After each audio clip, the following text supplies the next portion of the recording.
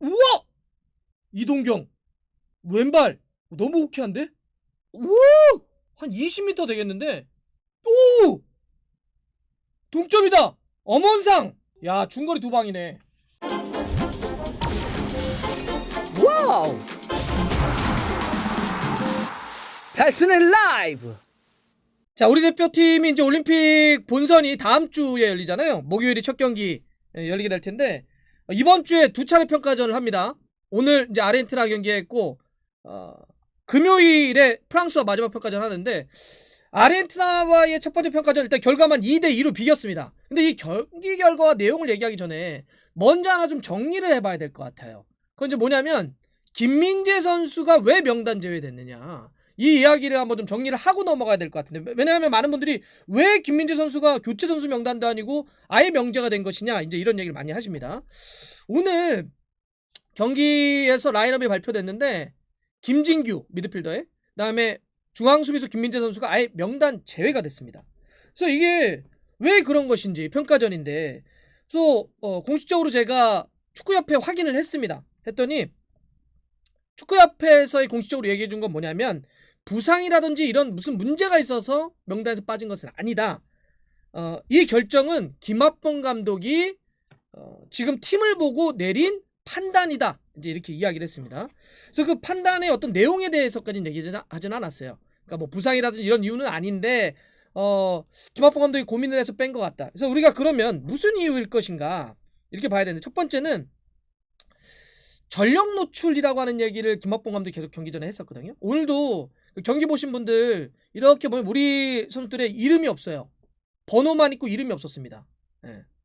올림픽 본선에 가서는 또 어떻게 될지 모르는 그런 상황인데, 일단은 풀 전력을 쓰지 않았다고 봐야 될 것 같아요. 그건 뒤에도 설명드리겠지만, 오늘 선발이라든지 놓고 봤을 때도 우리가 도쿄올림픽 본선에서 쓸만한 그 풀 전력, 모든 전력을 다 보여주지는 않을 것이다라고 하는 김학범 감독이 이야기가 있었는데, 일단 그렇게 유추를 한번 해볼 수 있을 것 같아요. 모든 선수들을 다 투입시키지 않았던. 두 번째, 또 왜 뺐냐, 또 한번 따져보자면, 이게 도쿄올림픽 본선에서 실제처럼 한번 운영해 보려고 하는 것도 있는 것 같아요. 우리가 원래 올림픽은 최종 엔트리가 18명인데 이번에 코로나 때문에 4명을 더 추가해서 22명의 엔트리를 제출하게 해놨잖아요. 그런데 올림픽 본선에서 우리가 경기할 때마다 22명이 다 엔트리 들어가는 게 아닙니다. 경기 때마다 그 22명 중에 18명을 추려서 별도로 경기마다 제출을 해야 돼요.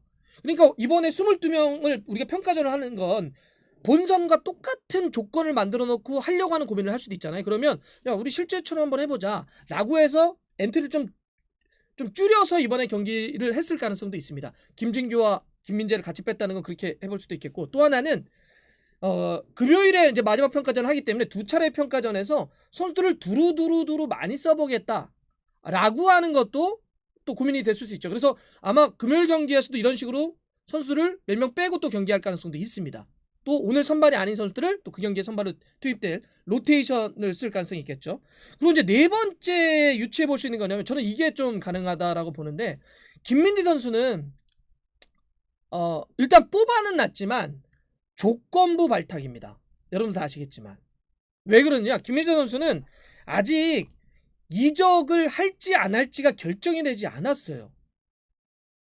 그러면 김학범 감독과 대한축구협회에서 김민재 선수는 와일드카드입니다, 나이와 상관없이 뽑으려고 한다면 그 소속팀에 이 선수 뽑아도 되겠습니까? 라고 협의를 해야 돼요. 무조건 차출이 안 됩니다, 올림픽은. 그런데 지금 애매하잖아요. 베이징에 가서 이 협상을 해야 되는 것이냐, 아니면 새로운 팀으로 이적하게 되면 그 팀하고 해야 되는지 지금 결정 단계 없기 때문에 어디를 협상 창구로 이야기를 했는지를 몰라요. 그래서 지금 발탁은 해놨대. 만약에 나중에 그 팀이 현재 팀이건 이적할 팀이건, 그건 상황에 따라서 달라질 수 있잖아요.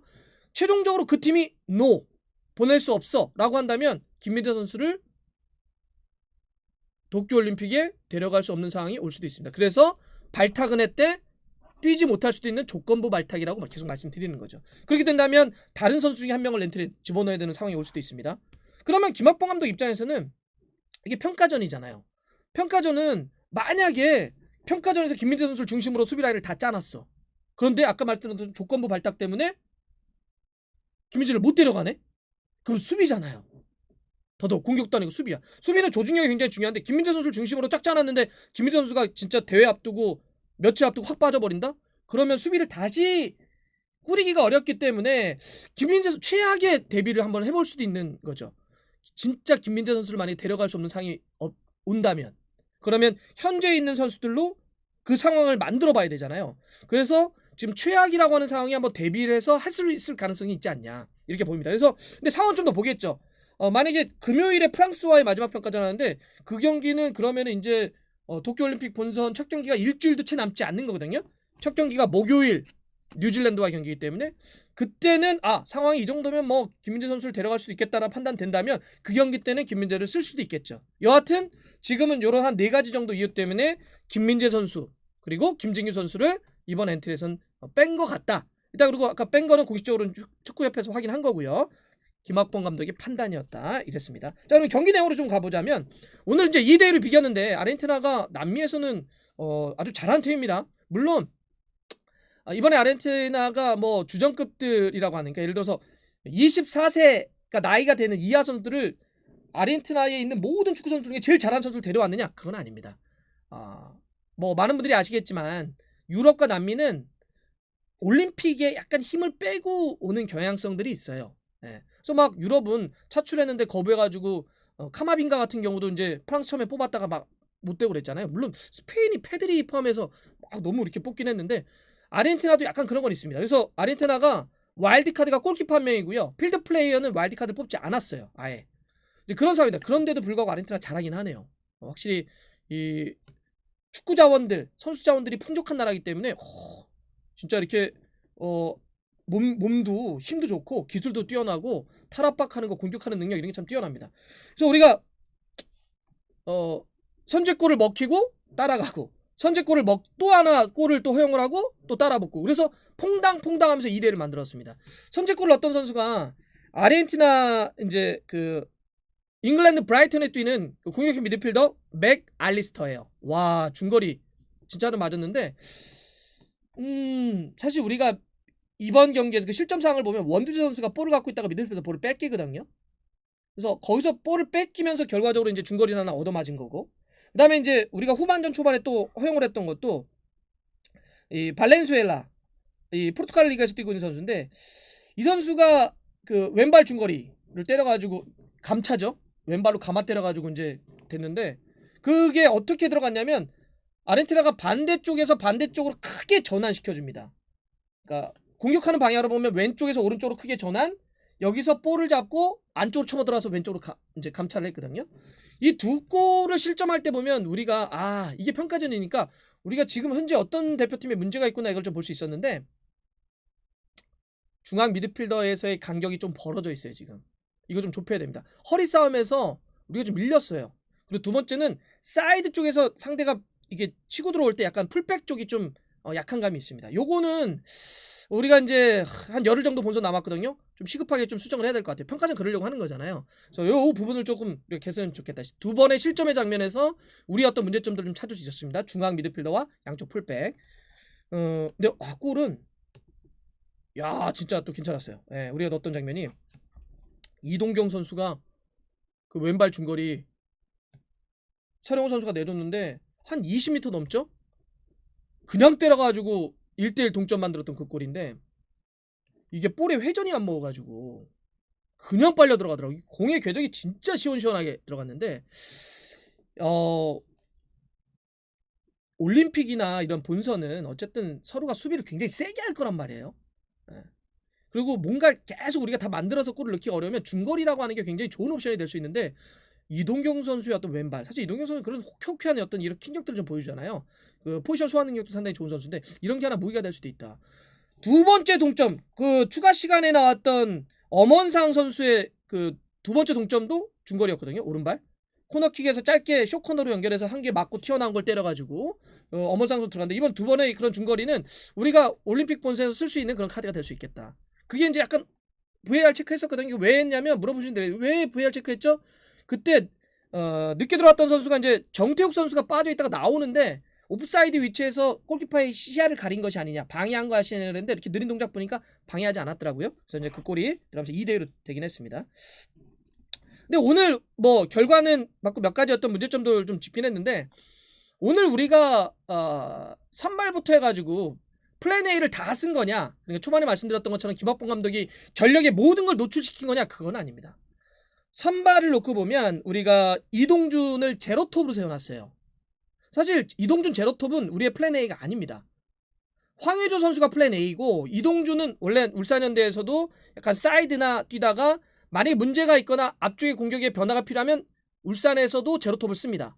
그러니까 올림픽 대표팀에서도 이동준의 제로톱은 플랜 A가 아니라 플랜 B예요.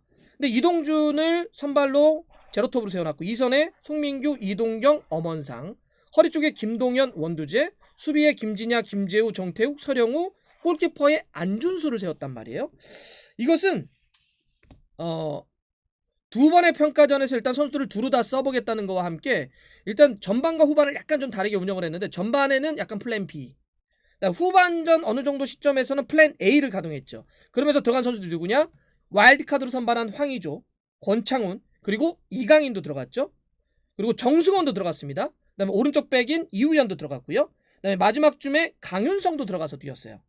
사실 요 멤버, 그러면서 후반전 중반에 냈던 포지션이 최전방 황의조, 이선에 권창훈, 이강인, 엄원상, 허리 쪽에 정승원, 원두재, 수비는 김진야, 김재우, 정태욱, 이우현, 안준수, 이런 식으로 꾸려졌습니다. 골키퍼는 송범근이 될 가능성이 높은데 후반전이 약간 플랜 A에 가까웠다는 거죠. 이거는 김학봉 감독이 확실히 전반과 후반을 이렇게 한번 하면서 본선에서 어떻게 써볼까 한번 스캔을 한번 해봤다고 좀 봅니다.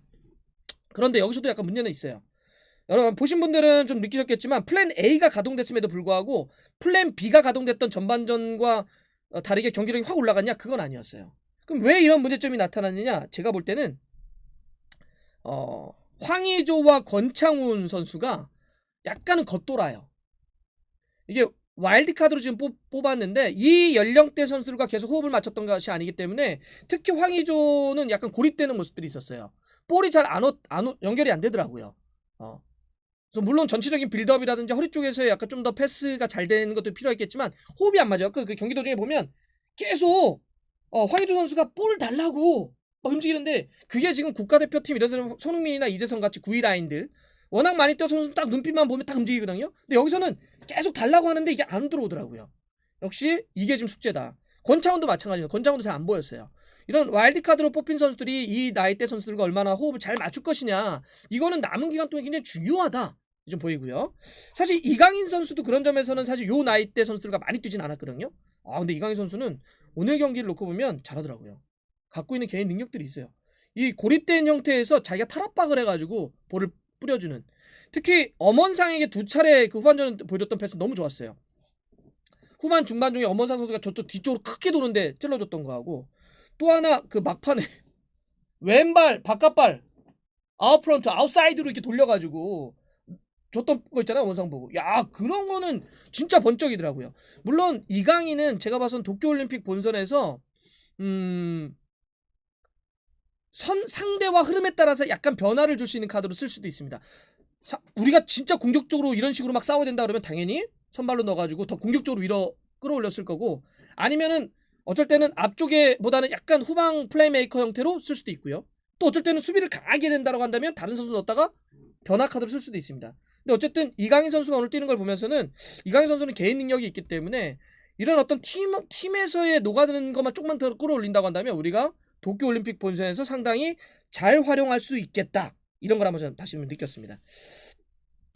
또 우리가 전술적으로는 오늘 보면 공격할 때는 4-2-3-1, 수비할 때는 4-4-2 이렇게 했는데 요게 좀 더 매끄러워야 될 것 같아요. 물론 이거는 우리 전체적으로 지금 베스트 11을 확 만든 게 아니잖아요. 김학봉 감독은 끝까지 점검하고 끝까지 선수들을 막 로테이션 해보고 그러면서 막판에서나 만들 것 같아요. 그렇기 때문에 뭔가 꽉 조여진 조직력을 가져오긴 어렵다고 하더라도 공격할 때 수비할 때 가변 포메이션 4-2-3-1과 4-4-2를 왔다 갔다 할 때 조금 더 매끄러워야 된다. 요거는 완성도를 끌어올려야 될 것 같습니다. 그리고 마지막으로 하나 드리고 싶은 얘기는